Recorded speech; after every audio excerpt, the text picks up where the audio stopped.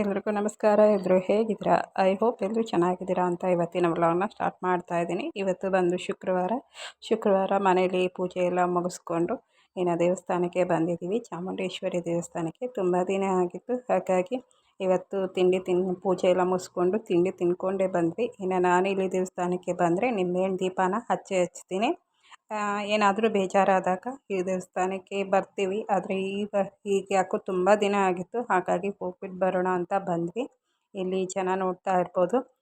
ಇನ್ನು ಶುಕ್ರವಾರ ಬಂದರೆ ನಿಂಬೆಹಣ್ಣು ದೀಪ, ಬೆಲ್ಲದ ದೀಪ ಹಚ್ಚೋದು ದೇವಿಗೆ ಕಾಮನು. ಹಾಗಾಗಿ ನಾನು ಸಹ ನಿಂಬೆಹಣ್ಣು ದೀಪನ ಹಚ್ಚಿ ಬಂದೆ. ಅಷ್ಟರಲ್ಲೇ ನನಗೆ ಯಾರೋ ಒಬ್ಬರು ಉಡಿ ಸಹ ತುಂಬಿದ್ರು.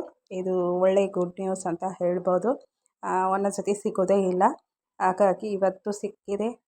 I am so happy. ಹಾಗೆ ದೇವರ ದರ್ಶನ ಮಾಡ್ಕೊಂಡ್ವಿ. ಇನ್ನು ಪಕ್ಕದಲ್ಲಿ ಕಾಳಿ ದೇವಸ್ಥಾನ, ಅದರಲ್ಲೂ ಸಹ ಆ ದೇವಸ್ಥಾನ ಅದು ದರ್ಶನ ಮಾಡ್ಕೊಂಡ್ವಿ. ಇನ್ನು ಇಲ್ಲೇ ಪ್ರಸಾದ ಸಹ ಹಂಚ್ತಾಯಿದ್ರು. ಇನ್ನು ಇಲ್ಲೇನು ಪ್ರಸಾದ ಕೊಡಲ್ಲ, ಯಾರೋ ಒಬ್ಬರು ಭಕ್ತರು ಮಾಡಿಸಿದ್ರು. ಹಾಗಾಗಿ ಪ್ರಸಾದನ ತಗೊಂಡು ಇನ್ನು ನಾವು ಅಲ್ಲಿ ತಿನ್ನೋಕ್ಕಾಗಲಿಲ್ಲ, ತಿಂಡಿ ತಿನ್ಕೊಂಡು ಹೋಗಿದ್ವಿ. ಇನ್ನು ಮುಗಿಸ್ಕೊಂಡು ಇನ್ನು MG ರೋಡಲ್ಲಿರೋ ಸ್ಪೆಕ್ಸ್ ಅಂಗಡಿಗೆ ಬಂದ್ವಿ. ಅಲ್ಲಿ ಸ್ಪೆಕ್ಸು ಸರಿ ಮಾಡಿಸ್ಬೇಕಾಗಿತ್ತು. ಇನ್ನು ಅಲ್ಲಿ ಕೊಟ್ಬಿಟ್ಟು ಇನ್ನು ಮನೆಗೆ ಬಂದ್ವಿ. ಮನೆಗೆ ಇನ್ನು ತೊಗೊಬಂದು ಪ್ರಸಾದನ ಇನ್ನು ಮಧ್ಯಾಹ್ನ ತಿಂದ್ಕೊಂಡ್ವಿ. ಹಾಗೇ ಬಿಸಿಲು ಅಲ್ವಾ, ಹಾಗಾಗಿ ಐಸ್ ಕ್ರೀಮ್ ಸಹ ತೊಗೊಂಡು ಬಂದ್ವಿ. ಇನ್ನು ನಾನು ಇದನ್ನೆಲ್ಲ ತಿನ್ನಬಾರ್ದು ಅಂದ್ಕೋತೀನಿ, ಬಟ್ ಆದರೆ ಹೊರಗಡೆ ಹೋದ್ಮೇಲೆ ಕಂಟ್ರೋಲ್ ತಪ್ಪುತ್ತೆ ಮನಸ್ಸು.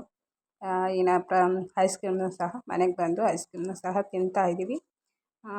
ಇದನ್ನು ನೆಕ್ಸ್ಟು ಇನ್ನೇ ವಿಡಿಯೋನ ಕಂಟಿನ್ಯೂ ಮಾಡಲಿಲ್ಲ. ಇನ್ನು ನೈಟು ವಿಡಿಯೋ ಇದು.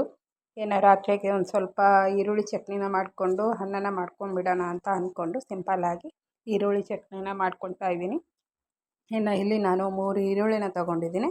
ಆ ಈರುಳ್ಳಿನ ತೊಗೊಂಡು ಸಣ್ಣದಾಗಿ ಹಚ್ಚಿಟ್ಕೊಂಡು ಒಂದು ಬಾಣಲಿನ ತೊಗೊಂಡಿದ್ದೀನಿ. ಬಾಣಲಿಗೆ ಒಂದು ಸ್ವಲ್ಪ ಎಣ್ಣೆನ ಹಾಕ್ಕೊಂಡು ಒಂದು ಸ್ವಲ್ಪ ಬೆಳ್ಳುಳ್ಳಿ ಹಾಗೆ ಒಣಮೆಣ್ಸಿನ್ಕಾಯಿನ ಹಾಕ್ಕೊಂಡಿದ್ದೀನಿ. ಇನ್ನು ಇಲ್ಲಿ ಖಾರದ ಪುಡಿನೂ ಸೇರಿಸ್ಬೋದು, ಆದರೆ ನನಗೆ ಒಣಮೆಣ್ಸಿನ್ಕಾಯಿ ಇತ್ತು. ಹಾಗೆ ಕಲರ್ಗೆ ಸ್ವಲ್ಪ 1-2 ಬ್ಯಾಡಗಿ ಮೆಣ್ಸಿನ್ಕಾಯಿನ ಸೇರಿಸ್ಕೊಂಡಿದ್ದೀನಿ. ಇನ್ನು ಅದು ಸಿಡಿಯುತ್ತಲ್ವ, ಅದಕ್ಕೆ ಸ್ವಲ್ಪ ಪ್ಲೇಟ್ ಮುಚ್ಚಿಟ್ಟಿದ್ದೀನಿ. ಇನ್ನು ಸ್ವಲ್ಪ ಇದು ಎಣ್ಣೆಲಿ ಫ್ರೈ ಆದಮೇಲೆ ಈರುಳ್ಳಿನ ಹಾಕ್ಕೊತಾ ಇದ್ದೀನಿ. ಈರುಳ್ಳಿನೂ ಸಹ ಎಣ್ಣೆಲಿ ಸ್ವಲ್ಪ ಬಾಡಿಸ್ಕೋಬೇಕು, ಜಾಸ್ತಿ ಹಾಕುವಂಥ ಅವಶ್ಯಕತೆ ಇಲ್ಲ. ಹಾಗಾಗಿ ಈಗ ರುಚಿಗೆ ತಕ್ಕಷ್ಟು ಉಪ್ಪನ್ನ ಸೇರಿಸ್ಕೋತಾ ಇದ್ದೀನಿ. ಯಾರೆಲ್ಲ ನನ್ನ ವೀಡಿಯೋನ ಫಸ್ಟ್ ಟೈಮ್ ನೋಡ್ತಾ ಇದ್ದೀರಾ, ಪ್ಲೀಸ್ ಲೈಕ್ ಮಾಡಿ, ಹಾಗೆ ಸಬ್ಸ್ಕ್ರೈಬ್ ಮಾಡ್ಕೊಂಡು ನೋಡಿ. ಹಾಗೆ ಹೊಸಬ್ರಿಗೆ ಸಪೋರ್ಟ್ ಮಾಡಿ, ಫ್ಯಾಮಿಲಿ ಆ್ಯಂಡ್ ಫ್ರೆಂಡ್ಸ್ಗೆ ಹೆಚ್ಚೆಚ್ಚು ಶೇರ್ ಮಾಡಿ, ನಮಗೂ ಕೂಡ ಸಪೋರ್ಟ್ ಮಾಡಿ ಅಂತ ಕೇಳ್ಕೊತಾ ಇದ್ದೀನಿ. ಹಾಗೆ ಇಲ್ಲಿ ಒಂದು ಸ್ವಲ್ಪ ಹುಣಸೆಹಣ್ಣು ಹಾಗೆ ಸ್ವಲ್ಪ ಬೆಲ್ಲನ ಸೇರಿಸ್ಕೊಂಡಿದ್ದೀನಿ. ಇನ್ನು ಬೆಲ್ಲ ಹಾಕೋದ್ರಿಂದ ಟೇಸ್ಟ್ ತುಂಬ ಚೆನ್ನಾಗಿರುತ್ತೆ. ಎಲ್ಲದಕ್ಕೂ ಬೆಲ್ಲನ ಸೇರಿಸ್ತಾರೆ ಕೆಲವೊಬ್ಬರು, ತುಂಬ ಟೇಸ್ಟಾಗಿರುತ್ತೆ ಮಾತ್ರ.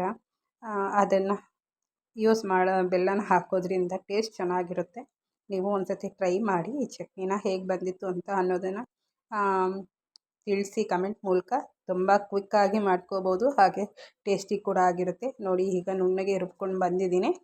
ಇದನ್ನು ಆರಿದ ಮೇಲೆ ರುಬ್ಕೋಬೇಕು. ನಂತರ ಅದಕ್ಕೆ ಒಗ್ಗರಣೆನ ಹಾಕ್ಕೊತಾ ಇದ್ದೀನಿ. ಒಂದು ಬಾಣಲೆಗೆ ಸ್ವಲ್ಪ ಎಣ್ಣೆನ ಹಾಕ್ಕೊಂಡಿದ್ದೀನಿ. ಎಣ್ಣೆ ಹಾಕ್ಕೊಂಡು ಸ್ವಲ್ಪ ಸಾಕು. ಇನ್ನು ಇಲ್ಲಿ ಸಾಸಿವೆ, ಜೀರಿಗೆ, ಕರಿಬೇವು ಸೊಪ್ಪು ಹಾಗೆ ಬೆಳ್ಳುಳ್ಳಿ ಮತ್ತು ಉದ್ದಿನಬೇಳೆ, ಕಡಲೆಬೇಳೆ ಇವನ್ನೆಲ್ಲ ಸೇರಿಸ್ಕೋಬೋದು. ನಾನು ಇದನ್ನು ಯಾವುದೂ ಆ್ಯಡ್ ಮಾಡ್ಕೊಂಡಿಲ್ಲ. ಸ್ವಲ್ಪ ಒಣಗಿರೋ ಅಂಥ ಕರಿಬೇವು ಸೊಪ್ಪಿತ್ತು, ಅದನ್ನೇ ಸಹ ಇಲ್ಲಿ ಸೇರಿಸ್ಕೊಂಡು ಈ ಚಟ್ನಿನ ಸ್ವಲ್ಪ ಎಣ್ಣೆಲಿ ಬಿಡಬೇಕು. ಒಂದು 2-3 ನಿಮಿಷ ಎಣ್ಣೆಲಿ ಇದು ಸ್ವಲ್ಪ ಬೆಚ್ಚಗಾಗಬೇಕು ಅಷ್ಟೇ. ಇನ್ನು ಜಾಸ್ತಿ ಇದನ್ನು ಬೇಯಿಸುವಂಥ ಅವಶ್ಯಕತೆ ಇಲ್ಲ. ನಾನು ಇದನ್ನು ಬಿಸಿ ಅನ್ನಕ್ಕೆ ಮಾಡ್ಕೊಂಡಿದ್ದೆ. ಇನ್ನು ಸ್ವಲ್ಪ ನೀರು ಹಾಕ್ಕೊಂಡು ಮಾಡಿದ್ರೆ ಇದು ದೋಸೆ, ಇಡ್ಲಿ, ಚಪಾತಿ ಎಲ್ಲದಕ್ಕೂ ಒಳ್ಳೆ ಕಾಂಬಿನೇಷನ್ ಈ ಚಟ್ನಿ. ಯಾವಾಗಲೂ ಕಾಯಿ ಚಟ್ನಿ ತಿಂದು ಬೇಜಾರಾಗಿದ್ದರೆ ಇದನ್ನು ಈ ಥರ ಮಾಡ್ಕೋಬೋದು. ನೀವು ಒಂದು ಸತಿ ಟ್ರೈ ಮಾಡಿ ಹೇಳಿ. ನೋಡಿ ಚಟ್ನಿ ಅಂತೂ ಸೂಪರಾಗಿತ್ತು. ನಾನಿಲ್ಲಿ ಬಿಸಿ ಅನ್ನಕ್ಕೆ ಸರ್ವ್ ಮಾಡ್ತಾಯಿದ್ದೀನಿ. ಯಾರೆಲ್ಲ ನನ್ನ ವೀಡಿಯೋನ ಕೊನೆವರೆಗೂ ನೋಡಿದ್ದೀರಾ, ಥ್ಯಾಂಕ್ ಯು ಸೋ ಮಚ್. ನೋಡ್ತಾ ಇರ್ಬೋದು ಎಷ್ಟು ಚೆನ್ನಾಗಿ, ಎಷ್ಟು ಹೆಮ್ಮಿಯಾಗಿತ್ತು ಅಂದರೆ ಇದನ್ನು. ಆದರೆ ಇದಕ್ಕೆ ನೀರನ್ನು ಸೇರಿಸಬಾರ್ದು, ಹಾಳಾಗಿಬಿಡುತ್ತೆ ಬೇಗ. ಇನ್ನು ಮುದ್ದೆಗೂ ಸಹ ಸೂಪರಾಗಿರುತ್ತೆ ಇದು. ನಾನಿಲ್ಲಿ ಬಿಸಿ ಅನ್ನನ ಸರ್ವ್ ಮಾಡ್ಕೋತಾ ಇದ್ದೀನಿ. ಕೊನೆವರೆಗೂ ನನ್ನ ವೀಡಿಯೋನ ಯಾರೆಲ್ಲ ನೋಡಿದ್ದೀರಾ ಅವ್ರಿಗೆಲ್ಲ ಥ್ಯಾಂಕ್ ಯು ಸೋ ಮಚ್. ಸಿಗ್ತೀನಿ ಮುಂದಿನ ವೀಡಿಯೋದಲ್ಲಿ. ನೋಡ್ತಾ ಇರ್ಬೋದು. ಇನ್ನು ಇದಕ್ಕೆ ಕಲರ್ ಬೇಕಿತ್ತು ಅಂದರೆ ಇನ್ನೂ ಒಂದು ಸ್ವಲ್ಪ ಖಾರದ ಪುಡಿ, ಇಲ್ಲ ಅಂದರೆ ಬ್ಯಾಡಗಿ ಮೆಣ್ಸಿನ್ಕಾಯಿನ ಹಾಕ್ಬೋದು. ಇನ್ನು ಸಿಗ್ತೀನಿ ಮುಂದಿನ ವೀಡಿಯೋದಲ್ಲಿ. Thank you so much.